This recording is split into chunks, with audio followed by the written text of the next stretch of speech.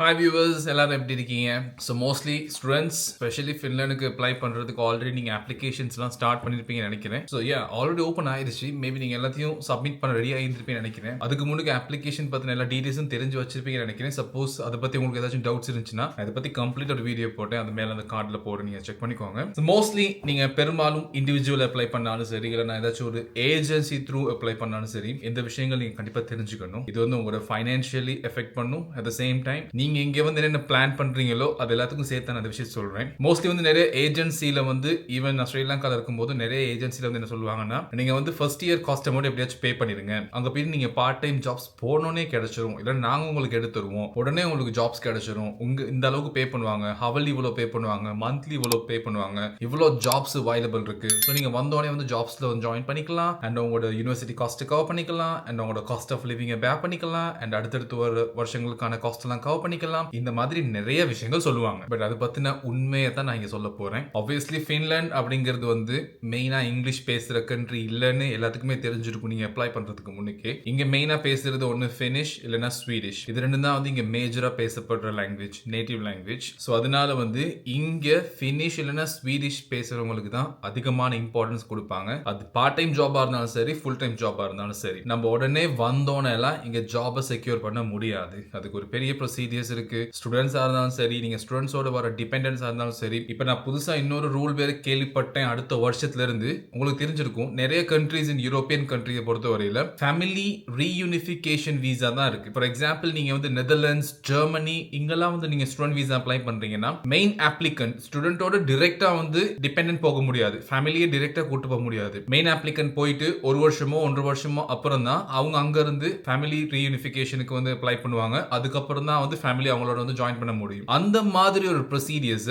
ஃபின்லாண்டுக்கும் கொண்டு வரதா பேசிக்கிட்டு இருக்காங்க. என்ன இப்போ கொஞ்சம் ரெஸ்ட்ரிக்ட் பண்றாங்க. தேங்க் காட் அப்படி எதுவும் இல்ல அப்படின்னா வந்து எல்லாரும் ரெடியா வந்துட முடியும். பட் ஆனா இந்த விஷயங்கள் நீங்க நோட் பண்ணிக்கோங்க. ஃபைனான்ஷியலி நீங்க எல்லாத்துக்குமே ரெடியா தான் வரணும். எஸ்பெஷலி நீங்க உங்களோட ஃபர்ஸ்ட் இயர் காஸ்ட் பே பண்ணதுக்கு அப்புறம் வந்து நீங்க உங்களோட cost of living go through பண்றதுக்கு அட்லீஸ்ட் மினிமம் சர்வைவலுக்கு சரி, அட்லீஸ்ட் ஒரு 6 மந்த்துக்கு சரி நீங்க ஃபண்ட்ஸ் எடுத்துட்டு தான் வரணும். மந்த்லி எவ்வளவு நார்மலா காஸ்ட் ஆகுதுங்கிற பத்தி நான் சொல்றேன். ஏன்னு சொன்னா வந்தோன உடனே ஜாப்ஸ் கிடைக்கிற மாதிரி இருக்காது. கண்டிப்பா எந்த ஜாப் போனாலுமே வந்து மினிமம் ஃபினிஷ் லாங்குவேஜ் கேட்பாங்க. அட்லீஸ்ட் ஒரு A2 லெவல் சரி கேட்பாங்க. பேசுற அளவுக்கு தெரிஞ்சிருக்கணும், புரிஞ்சுக்கிற அளவுக்கு தெரிஞ்சிருக்கணும். அப்படி இல்லைன்னு சொன்னா கண்டிப்பா வந்து கன்சிடர் பண்ண மாட்டாங்க. அண்ட் இங்கிலீஷ் மட்டுமே பேசுற ஜாப்ஸ் வந்து இங்க ரொம்ப ரொம்ப கம்மி. அண்ட் அது நம்ம ரொம்ப ஃபில்டர் பண்ணி எடுக்கிறதுக்கு டைம் ஆகும்.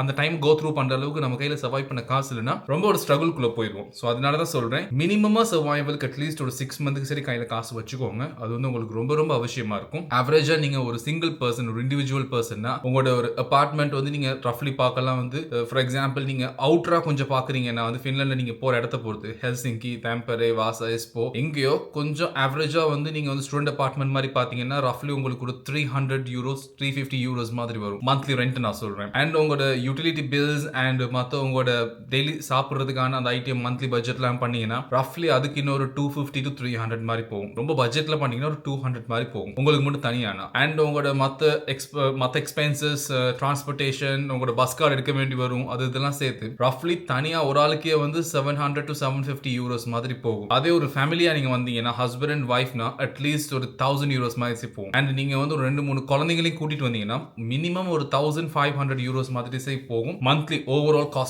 பட்ஜெட் எல்லாத்தையும் சொல்றேன். அப்படி இருக்கும்போது நீங்க எந்த விதமான ஃபண்ட், எந்த ப்ரிப்பரேஷனுமே இல்லாம ஜஸ்ட் நீங்க யூனிவர்சிட்டி காஸ்ட்டை பே பண்ணிட்டு அண்ட் உங்களோட ஃபிளைட் டிக்கெட் அது இதெல்லாம் கவர் பண்ணிட்டு இங்க வந்தோன்னு மாசமே உங்களுக்கு ஒரு ஜாப் ஒன்று கிடைச்சிடும்.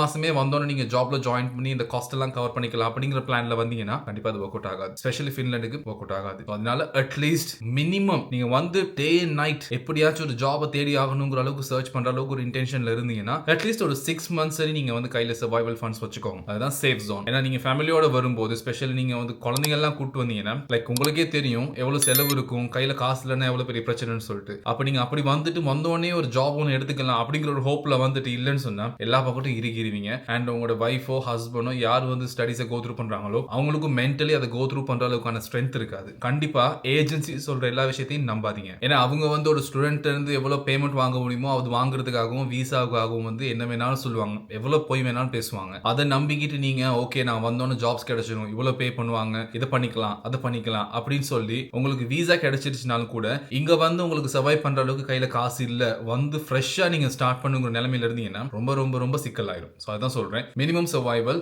இண்டிவிஜுவல் பர்சனா இருந்துச்சுன்னா கண்டிப்பா இந்த அளவுக்கு மட். ஃபார் எக்ஸாம்பிள் நீங்க 700 யூரோஸ் வச்சுக்கோமே, 700 யூரோஸ் 6 மந்த்னா 7 into 6 4200 யூரோஸ். கண்டிப்பா இந்த காசு அட்லீஸ்ட் ஒரு 5000 யூரோஸ் சரி நான் சொல்றேன் கொஞ்சம் எக்ஸ்ட்ராவே வச்சுக்கோங்க. ஏன்னா எங்க இருந்து உங்களுக்கு எக்ஸ்பென்சஸ் பண்ண தெரியாது. ஏன்னா வந்தோடனே வந்து உங்களுக்கு இந்த டெம்பரேச்சர் இந்த கிளைமேட் எல்லாம் ஒத்துக்குமான்னு தெரியாது. மேபி உங்களுக்கு ஃபீவர் வரலாம். அந்த ப்ரிகாஷன்ஸுக்கு தேவையான மெடிசின்ஸ் எல்லாமே அங்கேயே வாங்கிக்கோங்க. அந்த பிரிஸ்கிரிப்ஷனையும் வச்சுக்கோங்க.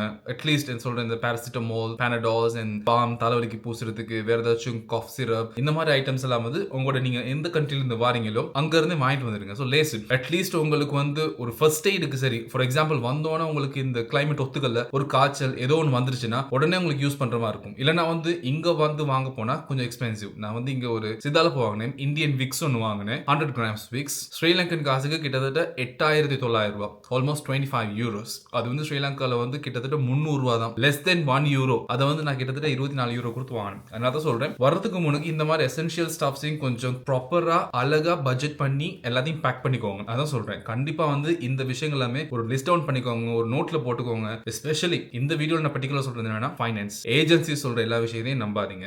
ஏஜென்சி சொல்லுவாங்க எது வேணாலும் அவங்களுக்கு வந்து ஸ்டூடெண்ட் கிடைக்கிறதுக்காகவும் ஒரு பேமெண்ட்டுக்காகவும். பட் ஆனா வந்து கோ த்ரூ பண்ண போறது நீங்க தான். மினிமம் சர்வைவலுக்கு தேவையான ஃபண்ட்ஸ் எல்லாத்தையுமே கையில வச்சுக்கோங்க. அண்ட் வந்து அது நின்று நிதானமா நீங்க அது கோ த்ரூ பண்ணும்போது ப்ராப்பரா ஒரு ஜாப் ஒன்று தேடுற மாதிரி இருக்கும். இல்லைனா வந்து அங்கிட்டும் இல்லாம இங்கிட்டும் இல்லாம நடுவில் மாட்டிக்குவீங்க. எஸ்பெஷலி ஃபின்லாண்டை பொறுத்தவரையில் லாங்குவேஜ் இல்லாம வந்து ஈஸியா வந்து ஒரு ஜாப்குள்ள வந்து ஜாயின் பண்ணிக்க முடியாது. நிறைய ஸ்ரீலங்கன்ஸ், இந்தியன்ஸ் நிறைய விஷயங்கள் கோ த்ரூ பண்றாங்க, ஒரு ஜாப் எடுக்கிறதுக்கு சரியான கஷ்டப்படுறாங்க. ஸோ அதனால வந்து கண்டிப்பா மினிமம் சர்வைவலுக்காக ஃபண்ட் இல்லாம வெறும் ஏஜென்சி சொல்றதை மட்டும் நம்பி யூனிவர்சிட்டிக்கான காசு மட்டும் பே பண்ணிட்டு டிரெக்டா வர ட்ரை பண்ணாதீங்க. ஸோ இதுதான் நான் விஷயத்தை சொல்ல வந்தது. வேற ஏதாச்சும் உங்களுக்கு டவுட்ஸ் இருந்துச்சுன்னா அந்த கமெண்ட்ஸ் பண்ணுங்க. அதை பத்தி நான் ஒரு கிளியரான வீடியோ அடுத்ததுல போடுறேன். இந்த வீடியோ பிடிச்சிருந்தா சப்ஸ்கிரைப் பண்ணுங்க. See you guys.